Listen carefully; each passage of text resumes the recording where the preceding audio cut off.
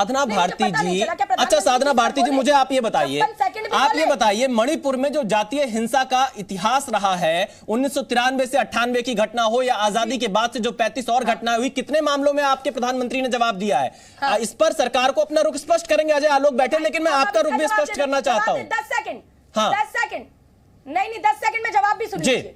मणिपुर के अंदर जो आज चल रहा है उस पर इससे पहले कभी यूरोपीय संसद ने मोदी सरकार के खिलाफ, इससे पहले भारतीय सरकार के खिलाफ आलोचना का प्रस्ताव पारित नहीं हुआ, लेकिन हुआ इस बार यूएस के संसद में बात चल रही है। साधना भारती जी, आपसे सवाल कुछ पूछिए, आप जवाब कहीं और ले जाती हैं। खैर चलिए, आपने जो आरोप लगाया मैं डॉक्टर अजय आलोक का जवाब लेता हूँ। डॉक्टर अजय आलोक जी, आपको जवाब मिल जाता है। और साधना भारती जी देखिए, अपने हिसाब से आप जवाब देंगी तो वो पूरी जनता देख रही है। नहीं, अच्छा मैं अपने हिसाब से, आपका तो आप अपने सुविधाजनक, क्या कभी मणिपुर को लेकर इस तरह का आलोचना वाला प्रस्ताव पारित? साधना भारती जी, आप सुविधाजनक जवाब देंगे अगर सवालों से हटकर, तो हर कोई देख रहा है। डॉक्टर अजय आलोक, डॉक्टर अजय आलोक, आप देखिए पत्रकार बनकर बात। साधना भारती जी, मैं पत्रकार ही हूँ और मैं सदन की कार्रवाई कवर भी करता हूँ, मैं ग्राउंड जीरो पर भी जाता हूँ और मुझे बहुत अच्छे से पता है कि कौन हंगामा कर रहा है, कौन नहीं कर रहा है। प्रश्न पूछिए, मैं साधना भारती जी, सवाल मैं आपसे भी पूछ रहा हूँ, डॉक्टर अजय आलोक से भी पूछ रहा हूँ। मैं तो आपसे जानना चाह रहा हूं, जब आपकी सरकार थी, आपके प्रधानमंत्री ने कितनी बार इस तरह से बयान दिया है? करोड़ रुपया जब खर्च होता था तब भाजपा के साधना भारती जी, आपको एक बार मैं आंकड़ा पढ़ के बता देता हूं। 1 मिनट में 2.5 लाख, 1 मिनट में 2.5 लाख रुपए का खर्चा, 1 घंटे में 1.5 करोड़ रुपए का खर्चा, अगर हर दिन का देखेंगे तो लगभग 10.5 करोड़ का खर्चा। कौन, आपके भी सांसद है, बीजेपी के भी सांसद है, सपा के भी सांसद हैं और भी पार्टियों के सांसद हैं, आप सबकी सामूहिक जिम्मेदारी होनी चाहिए। नहीं, भाषण देने बैठे हैं क्या आप? साधना भारती जी, मैं आपको कह रहा हूं, जनता की गाढ़ी कमाई को बर्बाद मत करिए।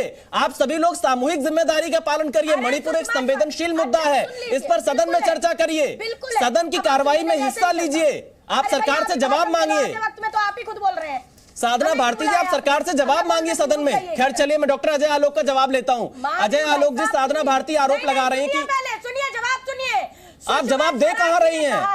कहा था कि अगर विपक्ष का हजारों करोड़ का रुपए का खर्च होता है तो इसमें क्या है अगर विपक्ष की आवाज उठ रही है। और अच्छा, अब भी जवाब हम देंगे, हम विपक्ष में बैठ के हमसे जवाब मांगोगे आप?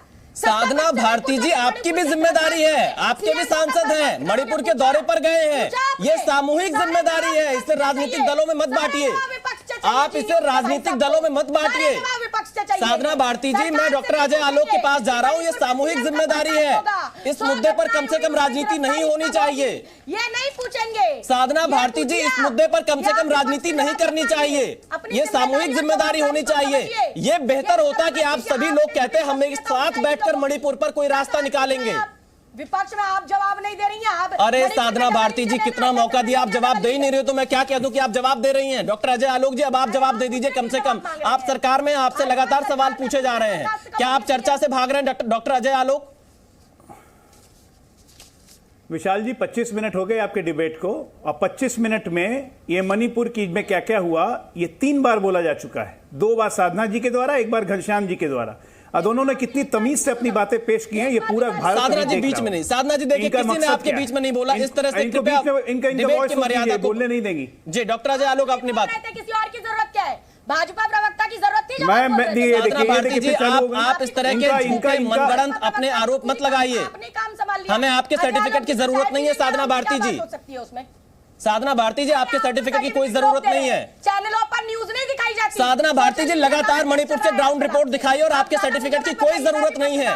आप अगर सिर्फ राजनीति करेंगे तो हम सवाल उठाएंगे, लेकिन आप अगर मणिपुर के मुद्दे को उठाएंगे तो हम उसको भी दिखाएंगे, लगातार दिखा रहे हैं। खैर डॉक्टर अजय आलोक, आप जवाब दीजिए, हम डिबेट को दूसरी दिशा में नहीं ले जाना चाहते। डॉक्टर अजय आलोक, मन की बात चाहते हैं, जन की बात। साधना भारती जी, थोड़ा सा धैर्य रखिए, थोड़ा सा धैर्य रखिए। इतना समय अगर संसद में डिबेट में आप लोग हिस्सा ले लेंगे तो शायद मणिपुर की बात आ जाए। डॉक्टर अजय आलोक, जवाब दीजिए।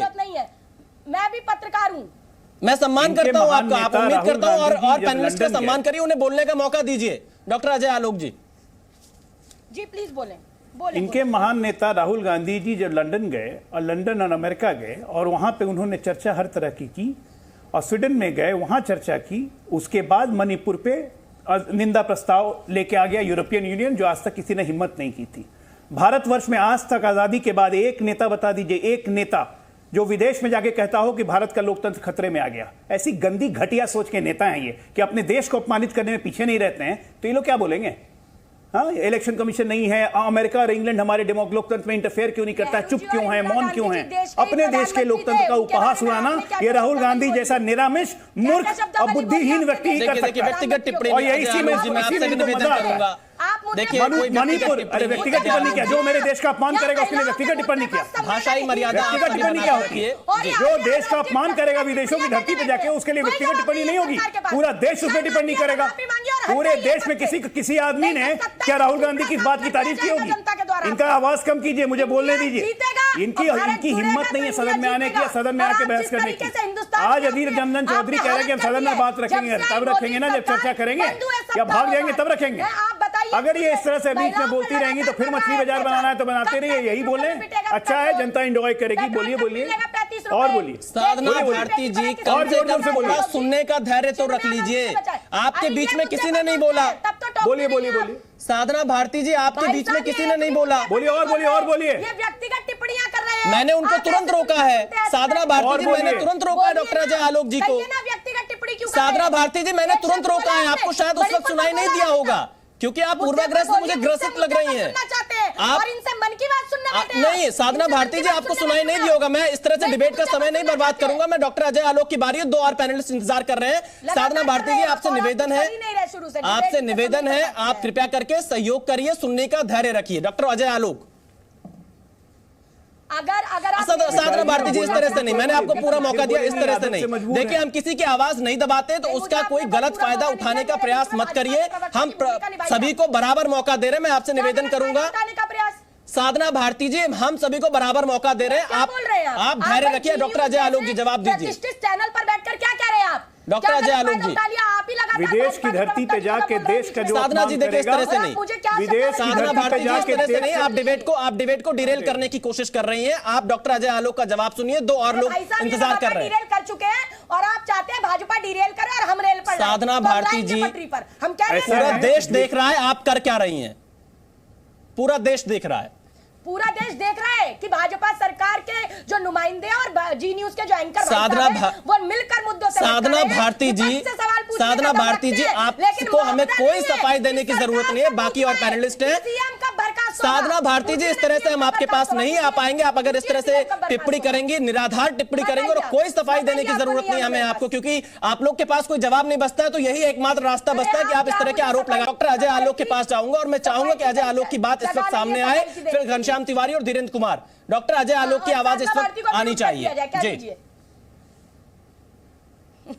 विदेशी धरती पे जाके अगर देश के लोकतंत्र का कोई मजाक उड़ाएगा, देश के इंस्टीट्यूशंस का मजाक उड़ाएगा, तो उस व्यक्ति की भर्त्सना करना, उस व्यक्ति की क्रिटिसाइज करना व्यक्तिगत टिप्पणी नहीं होती है।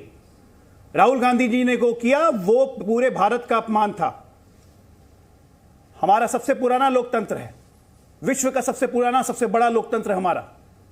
जब इंडिया बना भी नहीं था तब से हम लोकतंत्र प्रैक्टिस कर रहे हैं। और मेरे देश के लोकतंत्र का कोई मजाक उड़ाएगा कि इस देश में लोकतंत्र खत्म हो गया, तो ऐसे व्यक्ति की भर्त्सना करना निजी टिप्पणी नहीं है। उन्होंने देश पे टिप्पणी की थी, ये बात लोग भूले नहीं। आज मणिपुर में जो हुआ बहुत निंदनीय है, लेकिन एक बात तो आपको ध्यान रखना पड़ेगा ना, मणिपुर पे हो क्यों रहा है और मणिपुर पे ये लोग चर्चा क्यों नहीं कर रहे?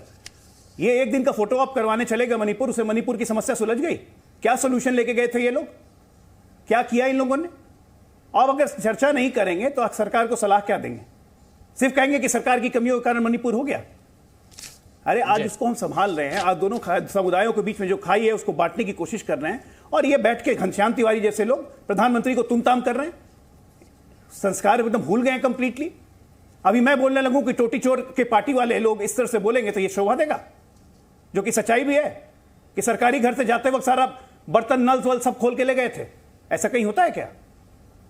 अरे एक मर्यादा रखिए, सभ्यता की एक भाषा रखिए। आपको अपनी जो बात करनी है तर्क के साथ आके संसद में कहिए।